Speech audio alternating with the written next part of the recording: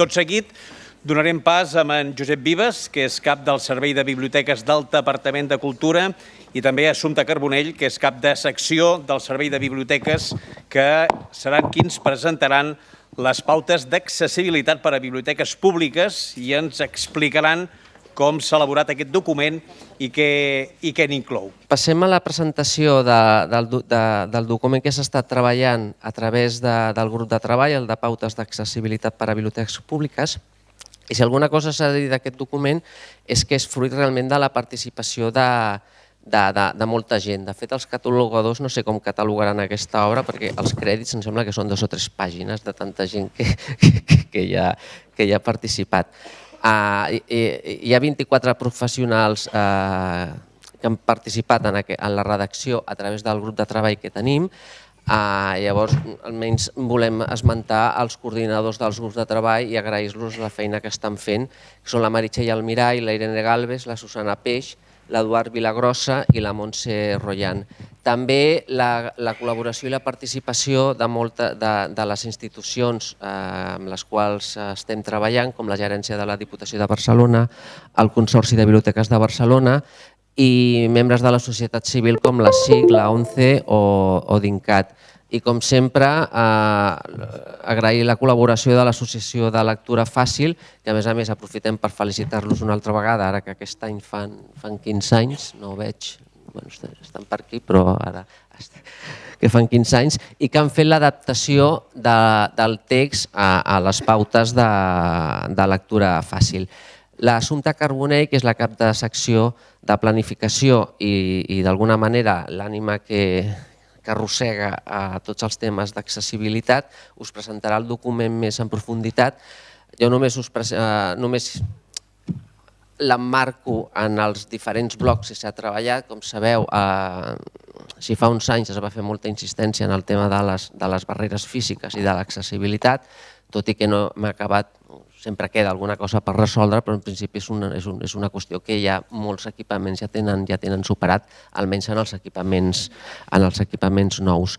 De manera que la guia, a part de recuperar aquest tema, va bastant més enllà.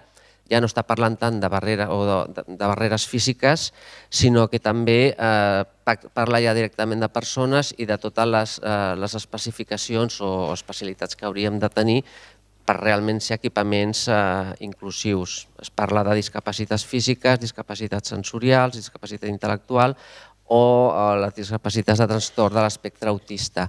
A més, hi ha tota una reflexió sobre quins fons o quines temàtiques inclusives quins són aquests, com tenir uns fons més inclusius i, com apuntava la directora general, com les nostres programacions hem d'aconseguir que siguin més inclusives.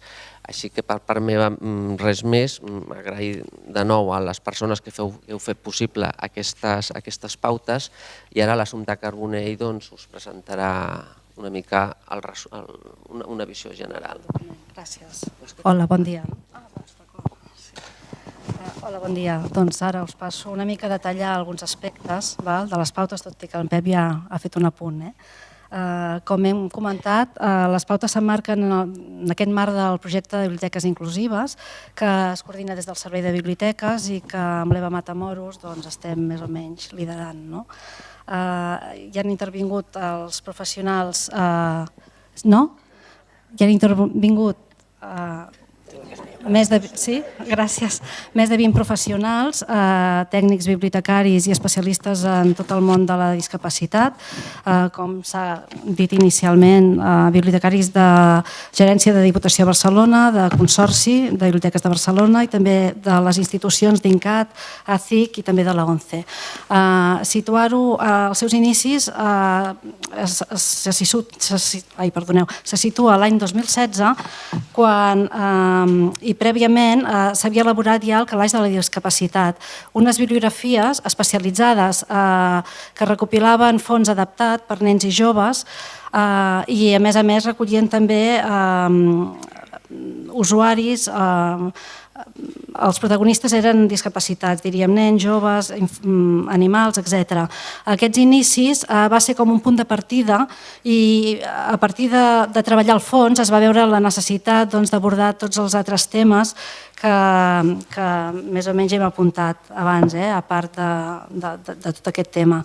Aleshores, es va crear el grup de treball, es van crear subgrups, 4 subgrups, un que era arquitectura, un altre fons, serveis i activitats i formació. Cadascun d'ells està coordinat per una persona, per un cap de grup que més o menys va coordinant tots els aspectes de cada temàtica.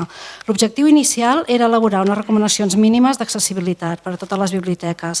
A l'hora de la veritat també concretament era per donar a conèixer aspectes de la normativa, per estimular l'eliminació de les barreres arquitectòniques, impulsar i promoure serveis d'activitats accessibles i també identificar els fons documentals adaptats a les diferents necessitats lectores.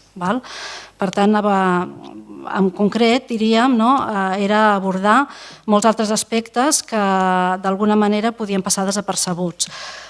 Es va iniciar amb el treball d'un document que va tenir format de cartell i es va presentar a les primeres jornades de biblioteques inclusives a la Biblioteca de l'ESEPS l'any 2016. Ara, les pautes que aquí presentem desenvolupen molts aspectes que s'apuntaven en el cartell. L'estructura del document, perdoneu que no us estic passant l'estructura del document, sí, el següent, aquest és el cartell. L'estructura del document és el que veieu a la pantalla, aquests 9 epígrafs, dels quals, sí, es veu? Disculpa'm. Són els 9 epígrafs que veieu a la pantalla. Un d'ells, un dels principals, és per on comencem. L'accessibilitat és un llarg recorregut, requereix una mirada global, no totes les biblioteques són iguals, aleshores en aquest apartat s'apunta la necessitat bàsicament de començar assignant una persona responsable que sigui responsable de l'accessibilitat de l'equipament com un punt inicial a tenir en compte. Per altra banda, també requeriria fer una anàlisi de l'equipament, també incloure l'accessibilitat des de la planificació, incloure-ho també en el pla estratègic de la biblioteca, comptar sempre amb els col·lectius d'usuaris de discapacitats que hi hagin a la població. Moltes vegades ens caldrà parlar amb el nostre ajuntament per conèixer, anar més enllà i conèixer una mica realitats que per protecció de dades potser no ens és fàcil de conèixer. I sobretot pensàvem que requereix molta formació. Tenint en compte això que us dic, 2 equipaments no són iguals, moltes vegades l'accessibilitat es comença per coses petites, coses puntuals, depèn del que diríem dels professionals d'aquell equipament, de vegades es comença potser per una activitat o per un servei, etc. Però si es puja més amunt i s'intenta fer l'esforç de fer aquesta mirada global, és més fàcil abordar, diríem de cop, molts aspectes que d'una altra forma potser passarien més desapercebuts. Aleshores, quan passem a un altre dels capítols,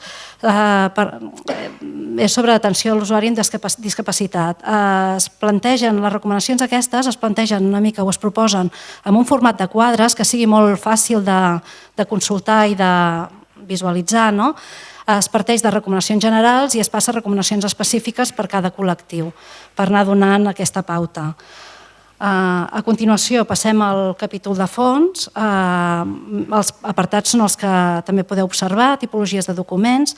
Amb la tipologia de documents s'ha plasmat també en un quadre les diferents tipologies amb les característiques de cadascun d'ells i el col·lectiu al qual s'adrecen. Per altra banda, també es parla de la identificació física d'aquests documents, de la col·locació i ordenació i de les editorials. Es fa un bon repàs de les editorials que, segons cadascun dels formats, quina és l'editorial que proporciona aquella tipologia de document per no haver d'anar buscant i investigant per motu proprio.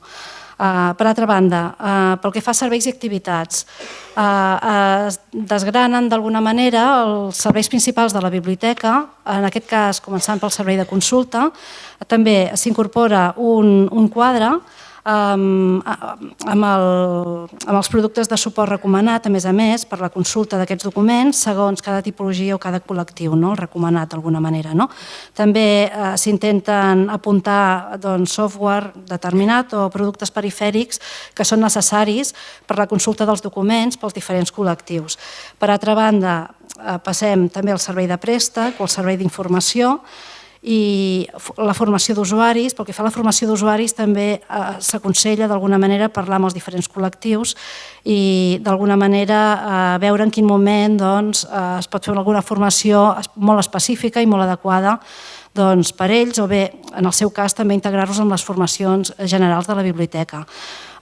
També es parla de les activitats fora de la biblioteca i ja per acabar es parla pel que fa a activitats pròpiament inclusives, també s'incorpora un altre quadre i es van proporcionant idees o recomanacions de tot el que es pot fer abans, prèviament a l'organització de l'acte, durant l'acte o posteriorment a l'activitat. És a dir, anteriorment, abans d'iniciar aquella activitat, sobretot posar-se en contacte amb les diferents entitats de la població. Una, perquè prèviament se suposa que mínimament s'han organitzat amb aquests col·lectius. És una forma ja de donar veu o de fer promoció d'alguna manera, però a banda que les activitats, el que seria idoni seria tenir una programació estable i constant durant l'any amb la mesura de les possibilitats, però prèviament contactar amb els col·lectius que suposadament serien els més, diríem, els que aquella activitat en concret potser els hi pertocaria més o que suposadament podrien venir en aquella activitat. Per altra banda, evidentment, a nivell d'espai físic, preveure l'espai corresponent, si es preveu assistència de persones amb cadira de rodes, preveure més o menys l'espai, si es preveu gent amb discapacitat auditiva, disposar del bucle magnètic, si no es disposa d'un bucle fixe, potser es pot llogar per aquell dia, etc. Tot, de vegades, amb aspectes puntuals sí que requereix d'un pressupost, d'una planificació, etc. Pel que fa a difusió i comunicació, s'explica de com crear els materials de difusió accessibles i torna a incorporar un altre quadre amb recomanacions del que seria positiu o negatiu, que cal tenir en compte per fer-ho bé, i detalls, diríem, que poder el document no seria tan accessible.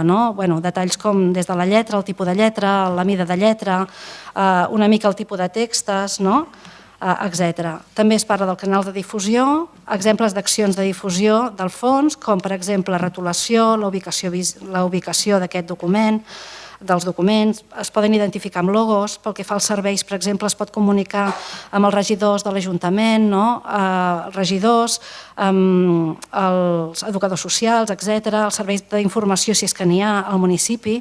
I per altra banda, també s'identifica una mica com difondre aquestes activitats. Pel que fa a arquitectura, a banda que és un dels capítols poder que agafa més espai, s'ha intentat que fos molt pràctic, amb un format de quadres que van detallant les mesures, distàncies, etc., poder és el més espès del document, per dir-ho d'alguna manera, incorpora tot allò que ens semblava que no supleix ben bé la normativa, però sí que proporciona molta informació molt exacta, perquè si volem saber una mica més en detall la nostra biblioteca com està, que puguem tenir aquesta informació. El que és molt important també és que es posa molt de relleu en tots aquells aspectes que ja no estan dintre la biblioteca, sinó que són de l'entorn més urbà i que té a veure amb el nostre municipi, amb el nostre ajuntament, i que hem de vetllar perquè també s'hi vagi posant atenció des del transport per arribar al propi equipament, com són els itineraris accessibles, per altra banda, les places d'aparcament i aspectes d'aquests que de vegades són per nosaltres accessoris potser i són igual d'importants com que el nostre equipament a l'interior pròpiament sigui accessible. Aleshores, una mica Com a conclusions, podríem dir que l'accessibilitat beneficia a tothom, no tan sols els col·lectius pels quals ens adrecem. És un dret, un element de qualitat per a tots i també una obligació legal. Per altra banda, és més senzill si està present des de la planificació, això tampoc és descobrir res nou, però és una evidència que s'ha de dir. Engloba molts aspectes, però l'actitud dels professionals i l'empatia dels tècnics facilita molt més ser inclusiu. Moltes vegades no suposa un sobrecost i sempre s'acaba convertint en un valor afegit. Només dir-vos que aquestes pautes estan revisades pel Departament de Treball, Afers Socials i Família. Ho hem tramès també a l'Institut Municipal de les Persones de Barcelona, que també hi han fet aportacions i que recollim.